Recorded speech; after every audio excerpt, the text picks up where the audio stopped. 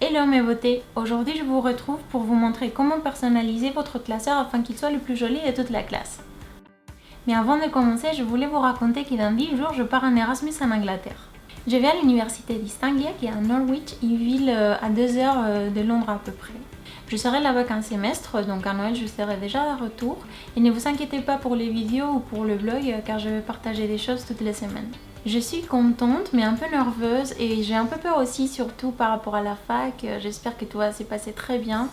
Et voilà, mais bon, je vous tiendrai au courant. Et je ne m'étale plus, c'est parti.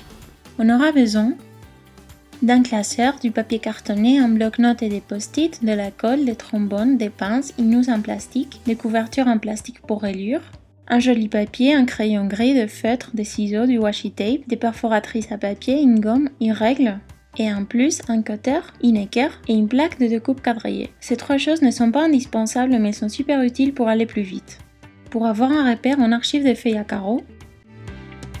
On place une couverture en plastique en regardant bien à quel point du quadrillage elle tombe pour les faire toutes pareilles et on enfonce bien la perforatrice pour marquer le plastique.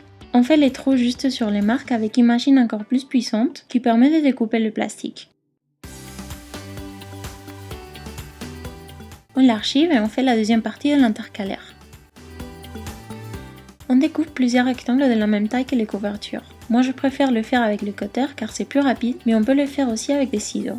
L'équerre est très pratique pour pouvoir faire des lignes droites sans avoir besoin de mesurer quoi que ce soit.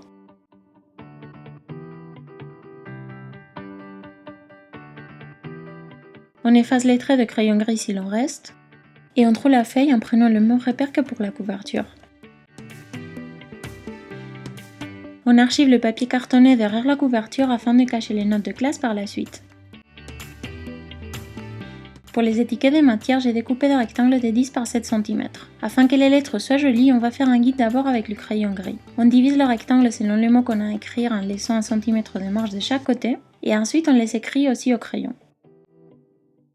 On passe le feutre par-dessus. Moi je fais tout en noir, car comme le classeur est rose, je ne veux pas qu'il ait l'air trop coloré.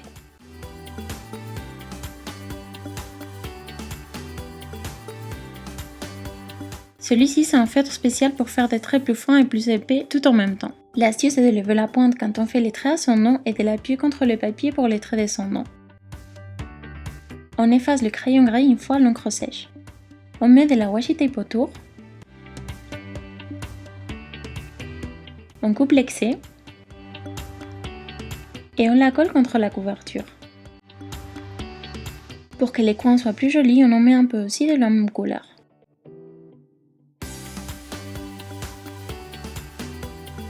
J'ai fait chaque intercalaire dans une couleur différente pour mieux les différencier.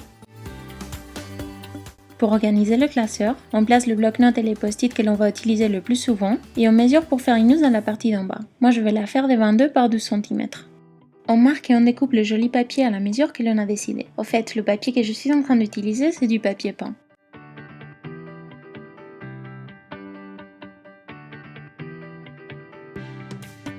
On marque la housse en plastique avec 2 cm de plus que le papier de chaque côté. On la découpe. On tient le plastique contre le papier avec des pinces et on colle la partie d'en bas et les côtés.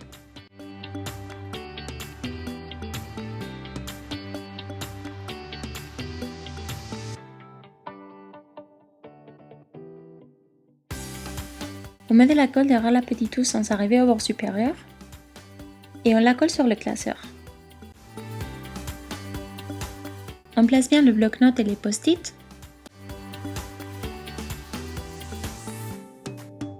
Et on les colle.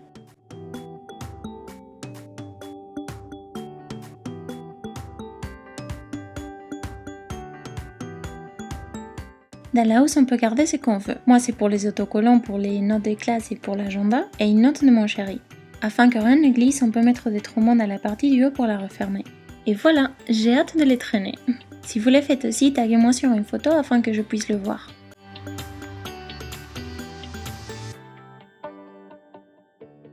J'espère que vous aurez aimé. Si vous voulez d'autres vidéos DIY, mettez des pouces bleus et n'hésitez pas à me laisser un petit commentaire juste en bas. Je vous laisse par ici mon nom sur Instagram et le reste des liens de mes réseaux sociaux en barre d'infos. Et je vous invite aussi à me suivre sur Snapchat. Ça fait longtemps que je les compte, mais je ne l'ai jamais utilisé en fait. Et je me dis maintenant que ce serait peut-être bien de partager des choses de mon quotidien à Norwich. Donc je vous attends là-bas. Je vous remercie d'être là en train de me regarder et je vous dis à la semaine prochaine.